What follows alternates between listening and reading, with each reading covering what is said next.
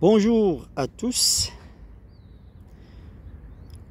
Dans e-learning physique, nous allons aborder dans ce troisième exercice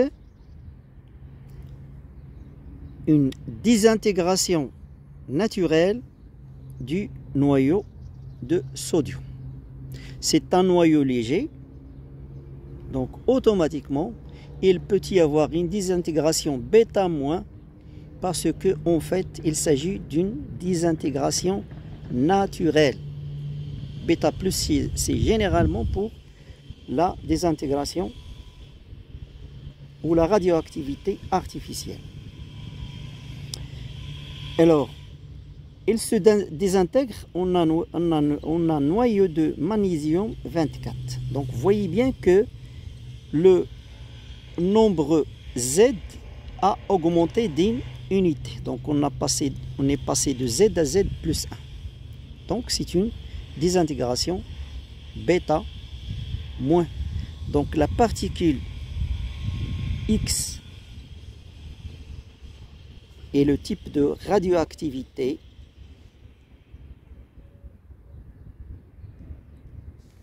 la particule X est en fait un électron et la radioactivité est dite radioactivité bêta-. Donc si on vous demande par exemple d'écrire l'équation, vous allez écrire l'équation de désintégration de cette façon-là. Donc vous avez le noyau de sodium qui va se désintégrer en un noyau de magnésium 24 12 plus E-1 0. Donc ici on respecte la loi de Soddy, conservation de la charge totale et conservation du nombre de nucléons. Mais n'oubliez pas qu'il y a une particule supplémentaire, c'est ce qu'on appelle l'antineutrino. Donc cette particule est obligatoire parce qu'il mène à la conservation d'autres lois.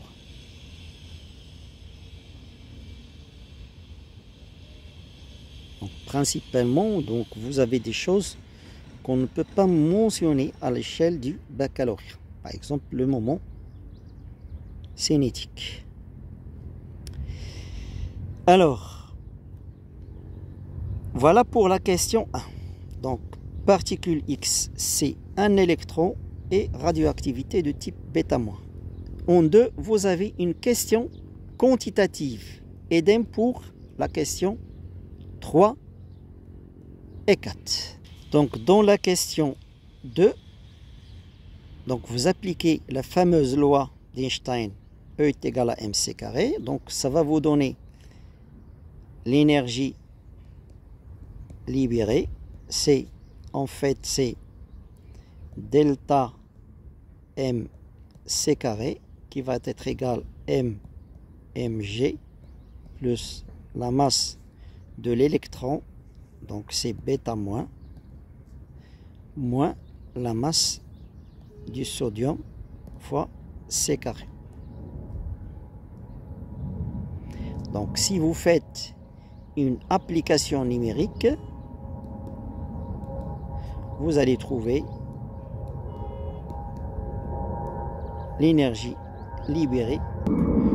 Ce défaut de masse, c'est 5,92 10-3 unité de masse atomique, donc multiplié par 931 méga-électron-volts par c carré fois le c carré, ce c carré là.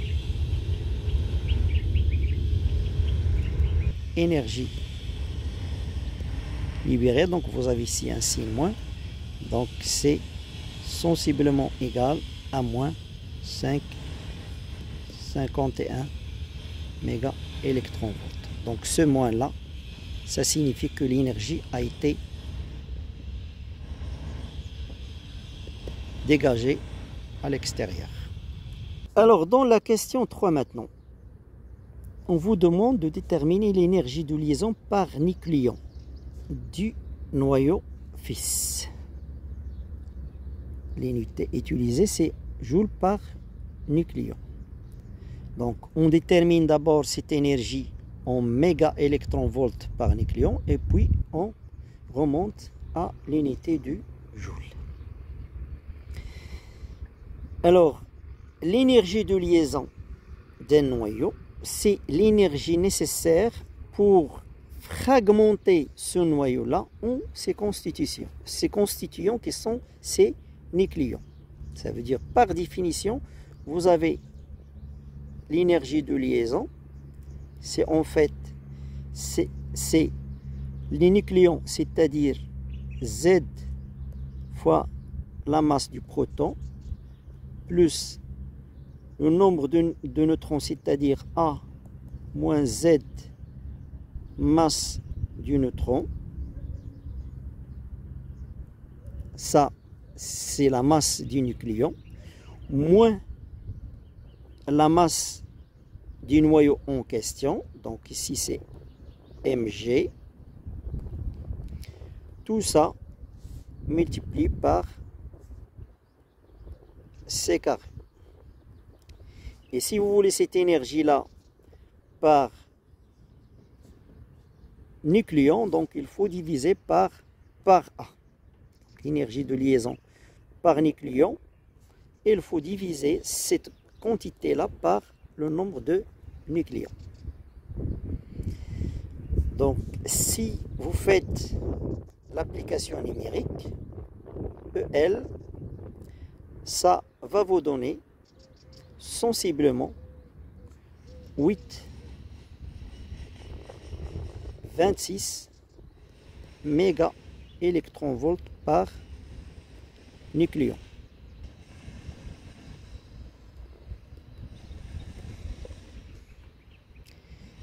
Et donc, vous voyez bien que elle est inférieure à 8,7 MeV par nucléon, ce qui montre que cette particule-là est instable. Donc, pour transformer ça en joule, il suffit d'appliquer cette relation-là. Un électron-volt, c'est quoi par définition? C'est l'énergie cinétique acquise par un électron de charge élémentaire E, qui multiplie par une différence de potentiel égale à l'unité de volt. Donc un électron-volt, c'est l'énergie acquise par un électron soumis à une différence de potentiel égale à l'unité de volt. Ça veut dire ici, vous avez 1 volt. Et donc ça va vous donner 1,6 10-19 joules. Et donc pour passer du méga-électron-volt au joule, il suffit d'écrire que ça, un méga électron-volt, ça va être 1,6 10-13 joules. Et donc si vous appliquez cette transformation-là, vous allez obtenir un EL. EL, ça va être 1,32. C'est 1,32 10-12 joules par nucléon. Alors, dernière question maintenant, 4. Donc, le noyau de magnésium émis lors de la désintégration du noyau de sodium 24 se trouve dans un état excité. Ça veut dire qu'il a une énergie plus grande, montrant son certaine instabilité. Donc, il doit se désexciter, donc en passant de ce Mg étoile en Mg, en émettant un photon gamma. Ça, c'est un photon, c'est une lumière. Donc, lumière ici, elle n'est pas, il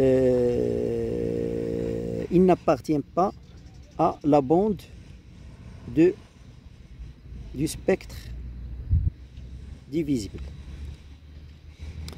Donc, ici, on rentre dans un cadre de la quantification de l'énergie et on vous demande de déterminer la fréquence du rayonnement émis. Donc, il suffit vous avez ici un E2, ici un E1. Donc, il suffit d'appliquer la relation E2 moins E1 est égal à H nu. H, c'est la constante de Planck et nu, c'est la fréquence, c'est égal aussi à HC sur lambda. Lambda étant la longueur d'onde du rayonnement émis. Et donc, vous pouvez déterminer ce nu, ça va être ce delta E sur H. Donc, si vous faites l'application numérique, vous allez trouver nu aux alentours de 3,3 10 puissance 20 Hz. Et donc, vous pouvez vérifier que, en fait, c'est un photon gamma. Un photon gamma, on s'attend à ce qu'il ait une longueur d'onde de alentours du picomètre. Donc, on détermine lambda, c'est C sur nu. Donc, C sur nu, donc c'est 3 10 puissance 8 mètres par seconde sur cette valeur-là. Et donc, ça va vous donner aux alentours de 10 moins 12 mètres. Donc, c'est des picomètres. Ça veut dire que ce sont des particules très énergétiques et leur énergie dépasse même celle des rayons X.